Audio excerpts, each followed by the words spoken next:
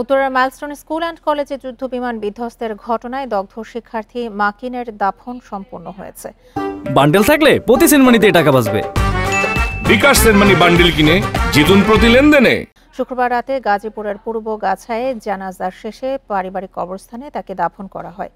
এর আগে মাকিনের মৃত্যুর খবর এলাকায় ছড়িয়ে পড়লে সর্বত্র শোকের ছায়া নেমে আসে।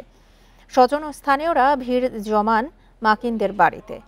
এ সময় আত্মীয় স্বজন ও এলাকাবাসীর কান্নায় ভারী হয়ে ওঠে পরিবেশ। স্বজনরা জানান, শুক্রবার দুপুরে জাতীয় বার্ন ও প্লাস্টিক সার্জারি ইনস্টিটিউটে চিকিৎসাধীন অবস্থায় মারা যান মাকিন। তার শরীরের ৪৫% দগ্ধ ছিল। একটা জলযন্ত্র মানুষ হারিয়ে যাবে, এটা মেনে নেবার মতো নয়, এটা কাম্য নয়। মানুষকে সালাম কালামের সাথে চলতেন। আসলে ছেলেটা বলতে গেলে এখানে সমাজের ৫-১০টা ছেলে থেকে আলাদা ছিলেন।